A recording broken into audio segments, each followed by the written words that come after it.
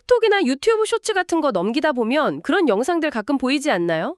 교회가 숨겨온 예수의 진짜 가르침, 뭐 이런 거요. 지난 2000년 동안 우리가 전혀 몰랐던 어떤 비밀 복음서가 있었다. 이런 이야기 들어보셨을 거예요. 아, 네, 정말 많죠. 예수가 뭐 사실은 결혼을 했다거나 아니면 우리가 아는 것과는 전혀 다른 철학을 가르쳤다는 식의 그런 주장들이요. 기존의 이야기를 확 뒤집는 내용이라 더 흥미롭게 들리고요. 맞아요. 그래서 오늘 저희는 당신이 보내주신 이 자료들을 좀 보면서 그 잃어버린 복음서라는 것들의 정체를 한번 제대로 파헤쳐보려고 해요. 아, 좋네요. 이건 뭐 단순한 믿음의 문제가 아니라 역사가들이 고문서를 다루는 방식, 그러니까 일종의 역사 탐정의 시선으로 접근해 볼 거거든요. 네네. 과연 이게 믿을 만한 정보인지 아니면 아주 잘 만들어진 소설인지 이걸 어떻게 가려낼 수 있을까요? 그 탐정의 도구부터 한번 살펴보면 좋을 것 같아요. 네, 아주 좋은 접근이에요. 그 고문서의 진위를 판별할 때 역사가들이 가장 중요하게 생각하는 도구가 한 두 가지 정도 있어요. 아, 도구요? 네, 바로 출처, 영어로는 provenance라고 하고요. 그리고 또 하나는 사실성, verisimilitude라고 합니다. 출처랑 사실성. 아, 조금 어렵게 들리는데 쉽게 설명해 주실 수 있을까요? 물론이죠. 출처는 그냥 그 문서의 이력이라고 생각하시면 돼요. 이력서 할 때 그 이력이요? 네, 이 문서가 대체 누구 손을 거쳐서 우리한테까지 왔는가, 그 경로를 추적하는 거죠. 이게 정말로 그 시대, 그 장소, 그 사람이 썼다고 주장하는 그곳까지 신뢰할 수 있는 경로로 거슬러 올라갈 수 있느냐, 이걸 따지는 거예요. 아, 그거네요. 마치 유명한 미술품이 어느 박물관을 거쳐서 누구 소유였는지 그 이력을 쫙 증명하는 거랑 비슷하네요. 그 소장 이력이 확실해야 진품으로 인정받는 것처럼요. 정확해요. 바로 그겁니다. 그리고 두 번째 도구인 사실성은 그 내용이 얼마나 그럴듯한가 하는 문제예요. 내용이요? 네, 문서에 담긴 내용이 그 당시의 역사적, 문화적 배경이랑 얼마나 잘 맞아떨어지는지를 보는 거죠. 예를 들면 어떤 게 있을까요? 만약 한 200년 전 인물인 에이브러함 링컨이 썼다는 일기가 발견됐다고 쳐요. 근데 거기에 나는 호주의 최신 축구팀인 칼튼 블루스의 열렬한 팬이다. 뭐 이런 문장이 있다면 어떨까요? 하하, 말도 안 되죠. 링컨이 살던 시대에 호주에 그런 축구팀이 있었을 리가 없잖아요. 그렇죠. 시대적으로도 지리적으로도 전혀 맞지가 않죠. 이렇게 시대에 맞지 않는 내용을 저희는 아나크로니즘, 우리말로는 시대착오라고 부르거든요. 이게 위조 문서에서 아주 흔하게 발견되는 결정적인 증거가 됩니다. 아하. 자, 그럼 이 두 가지 도구, 출처와 사실성, 이걸 손에 들고 우리가 살펴볼 사건 파일들을 하나씩 열어보죠. 좋습니다. 그럼 가장 쉬운 사건부터 시작해 볼까요? 비교적 최근에 만들어진 걸로 판명된 명백한 현대 위조품들이요. 자료들을 보니까 가장 유명한 것 중 하나가 예수의 아내 복음서더라고요. 네, 그건 정말 할리우드 영화 같은 이야기죠. 명함만한 아주 작은 파피루스 조각이었어요. 근데 거기에 예수께서 그들에게 말씀하셨다, 나의 아내라는 구절이 적혀 있었던 거예요. 와, 나의 아내라니요? 이건 정말 충격적인데요. 예수가 결혼했다는 직접적인 증거처럼 보이니까요. 이게 어떻게 가짜로 밝혀진 거죠? 사실 처음부터 전문가들은 좀 이상하다고 생각했어요. 그 파피루스에 쓰인 글씨체가 고대 문서라고 하기엔 좀 어색했고 잉크 성분 분석 결과도 좀 오락가락했거든요. 근데 이건 다 정황 증거였죠. 그럼 결정적인 한방, 그 스모킹 건은 뭐였나요? 정말 허무한 곳에서 나왔어요. 그 위조범이 온라인에 공개된 어떤 특정 PDF 파일에 오타까지 그대로 베껴 쓴 게 발각된 거예요. 네, 오타요? 네, 도마복음서의 고대 콥트어랑 영어 번역을 나란히 실어 놓은 학술용 PDF 파일이 있었는데 그 파일에만 있는 특정 오타가 이 파피루스 조각에 똑같이 나타난 거죠. 이건 뭐 빼도 박도 못하는 증거였습니다. 결국 만장일치로 위조품 판정을 받았죠. 와, 범인이 인터넷에서 자료 긁어모으다가 딱 걸린 셈이네요. 정말 어이없군요. 그렇죠. 자료에 보니까 바나바 복음서라는 것도 자주 언급되던데요. 특히 이슬람권에서 많이 인용된다고 들었어요. 맞아요. 이 문서는 내용이 아주 파격적이에요. 예수가 십자가에 못 박히지 않았다고 주장하거든요. 대신 배신자 유다가 예수의 모습으로 변해서 십자가에서 죽었다. 뭐 이런 식으로요. 심지어 이슬람의 예언자 무함마드의 출현을 예언하는 구절도 있고요. 내용만 들어보면 정말 고대의 비밀 문서 같은데요. 이것도 위조인가요? 이건 뭐 고대 문서가 전혀 아니에요. 현존하는 가장 오래된 사본이 16세기 후반에 이탈리아어나 스페인어로 쓰인 아주 나중의 문서거든요. 아, 정말요? 네. 그리고 결정적인 시대착오 오류들이 가득합니다. 아까 말한 그 아나크로니즘이요? 어떤 게 있죠? 예를 들면 구약 성경에 나오는 희년이라는 제도가 있어요. 50년마다 돌아오는. 근데 그걸 50년이 아니라 100년 주기로 묘사를 해요. 그런데 희년을 100년 주기로 바꾼 건 1300년에 교황 보니파시오 8세가 처음 시작한 제도거든요. 1세기 유대인이 알았을 리가 없죠. 아하. 심지어 1314년에 완성된 단테의 신곡에 나오는 지옥 묘사를 거의 그대로 인용한 걸로 보이는 부분도 있어요. 하하, 이건 뭐 아까 말한 링컨이 아이폰으로 트위터했다는 것과 같은 수준의 명백한 오류네요. 바로 그겁니다. 그래서 학계에서는 논란의 여지 없이 중세 이후의 창작물로 보고 있어요. 제가 자료를 보면서 정말 흥미로웠던 것 중 하나가 채식주의자 예수에 대한 이야기였어요. 이건 정말 현대적인 느낌인데 거룩한 12제자 복음서 맞죠? 아, 네네. 이건 도대체 어떤 내용인가요? 이것도 아주 재미있는 경우예요. 이 문서는 애초에 고대 유적에서 발견된 게 아니고요. 20세기에 갑자기 출판된 책이에요. 출판된 책이요? 네, 뭐 티베트의 한 수도원에서 고대 아람어로 된 원본을 찾았다. 이런 이야기는 전부 꾸며낸 것이죠. 아, 출처 자체가 불분명하군요. 내용은 어떤가요? 내용을 보면 예수가 짐승의 살을 먹는 자는 죽음의 몸을 먹는 것이라고 가르치는 등 아주 극단적인 채식주의를 주장해요. 그런데 흥미로운 점은 이 문서를 출판하고 퍼뜨린 사람들이 바로 20세기 초에 채식주의 옹호단체였다는 거예요. 잠깐만요.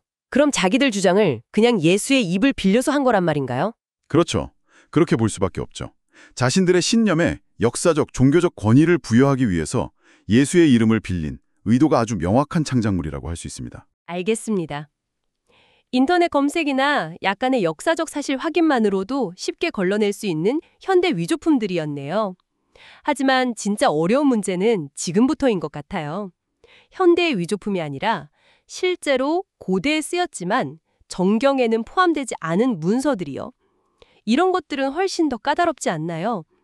가장 유명한 도마복음서부터 시작해 볼까요? 맞아요. 이제부터가 진짜 심층분석이 필요한 부분이죠. 도마복음서는 마태, 마가, 누가, 요한복음서랑은 형식부터가 완전히 달라요. 어떤 사건에 대한 이야기가 아니라 예수가 남긴 114개의 비밀 가르침 모음집 형태거든요. 114개의 어록이요? 내용은 어떤가요? 한 3분의 2 정도는 신약복음서에 나오는 내용이랑 비슷해서 꽤 익숙하게 느껴져요.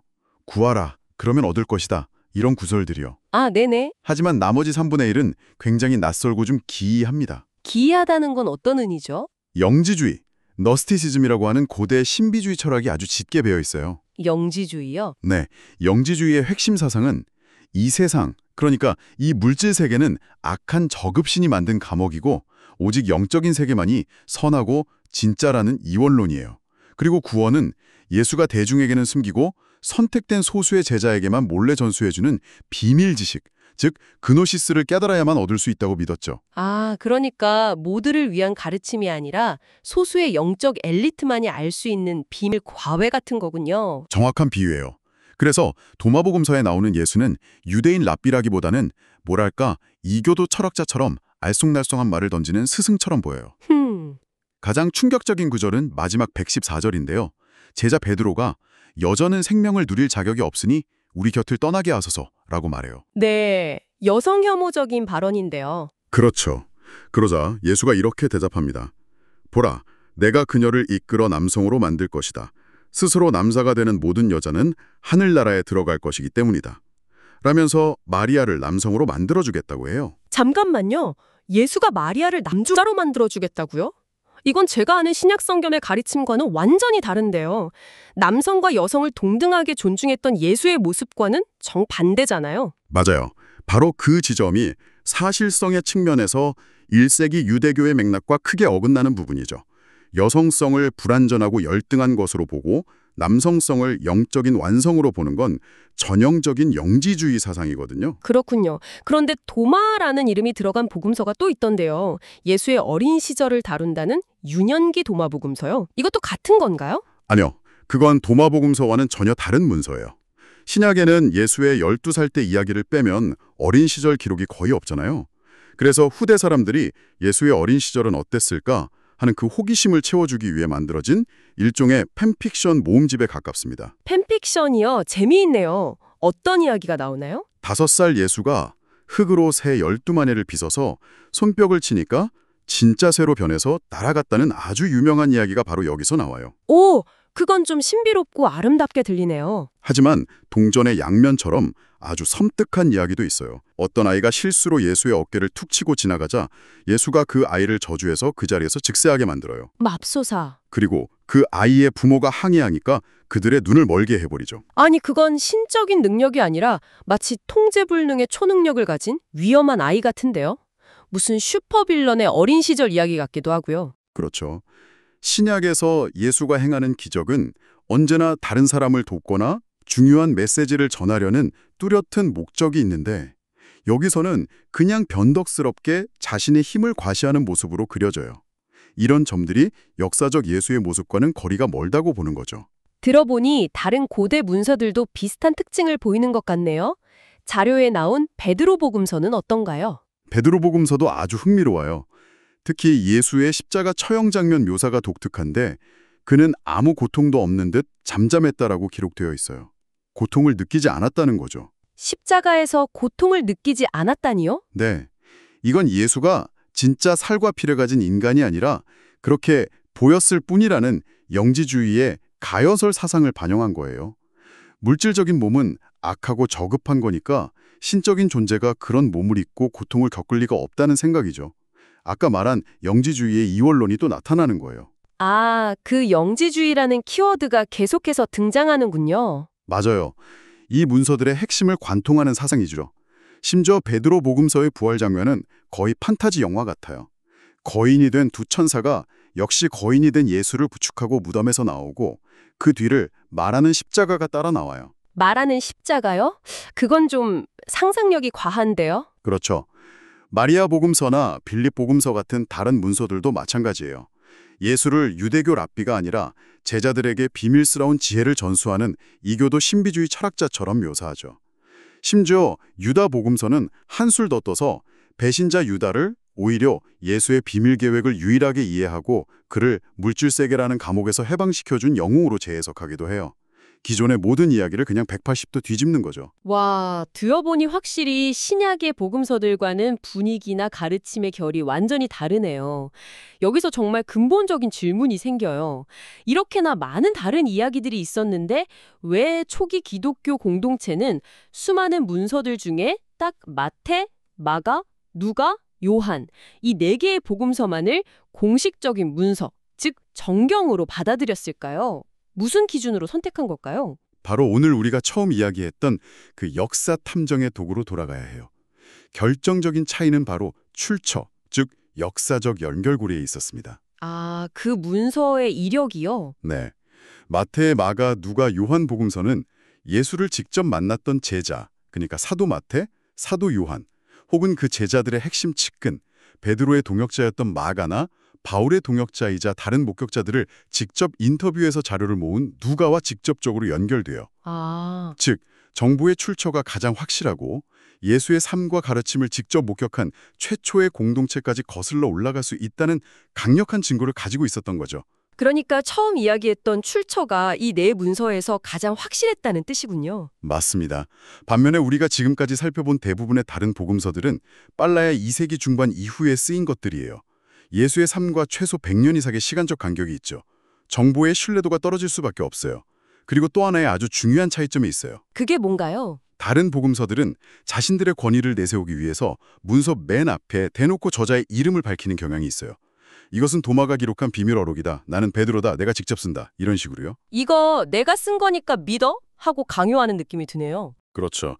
그런데 전경 복음서 4권은 원래 저자 이름이 없는 익명의 문서예요. 저자들은 자신을 내세우기보다 예수의 이야기 자체에만 집중하죠. 후대의 교회가 여러 증거를 바탕으로 마태에 의한 복음, 마가에 의한 복음 이렇게 제목을 붙인 거고요. 아, 그렇군요. 신뢰를 강요하는 게 아니라 이야기 자체가 가진 진실성과 역사성으로 신뢰를 얻게 하는 방식이죠. 이건 역사적 신뢰도 측면에서 엄청난 차이를 만듭니다. 그렇군요. 결국 소셜미디어에서 주장하는 교회가 숨겨온 진실이라는 것들은 역사학의 관점에서 보면 대부분 후대의 특정 철학이나 목적을 가지고 쓰인 2차, 3차 창작물에 가깝다. 이런 결론이네요. 맞아요. 어떤 역사적 사실을 제대로 이해하려면 언제나 그 사건과 시간적으로 가장 가까운 시대에 가장 신뢰할 수 있는 1차 자료로 돌아가는 것이 기본 원칙이에요. 우리가 에이브러햄 링컨에 대해 알고 싶을 때 그와 동시대 인물들이 남긴 편지나 기록을 보는 것이지 21세기에 만들어진 링컨, 뱀파이어 헌터 같은 영화를 역사적 사실로 받아들이지는 않잖아요. 하하, 정말 명쾌한 비유네요. 그 영화를 역사 다큐멘터리라고 생각하는 사람은 없겠죠. 오늘 저희가 나눈 이야기가 당신이 앞으로 온라인에서 마주칠 여러 정보들을 비판적으로 분별하는 데 좋은 탐정의 도구가 되었기를 바랍니다. 저도 그러길 바랍니다. 마지막으로 이런 질문을 하나 던져드리고 싶네요. 한 인물이 죽고 나서 수백 년이 지난 후에도 전혀 다른 생각을 가진 수많은 집단이 그의 이야기를 자기들 방식대로 새로 써서라도 우리 편으로 만들고 싶어 했다는 사실은 역으로 그 인물이 역사에 남긴 영향력이 얼마나 거대했는지를 보여주는 건 아닐까요? 한 번쯤 생각해 보실 만한 질문인 것 같습니다.